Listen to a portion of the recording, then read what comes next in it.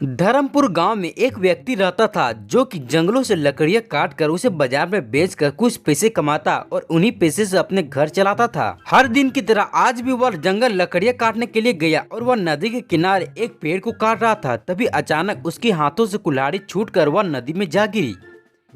इससे लकड़हारा काफी दुखी हुआ और वह नदी किनारे कुल्हाड़ी को खोजने लगा, लेकिन उसे अपनी कुल्हाड़ी नदी में नहीं मिली। इस बात से लकड़हारा काफी दुखी हुआ और वह नदी के किनारे बैठकर रोने लगा। जब वह नदी के किनारे रो रहा था तभी लकड़हारे की आवाज सुनकर भगवान नदी से प्रकट हुए। भगवान ने लकड़हारे से पूछा कि तुम क्यों रो रहे हो। इस पर लकड़हारे ने सारी कहानी भगवान को बता दी। लकड़हारे की कहानी सुनकर प्रभु को उस पर काफी दया आई और वह लकड़हारे की मेहनत देखकर उन्होंने उसकी मदद करने की योजना बनाई।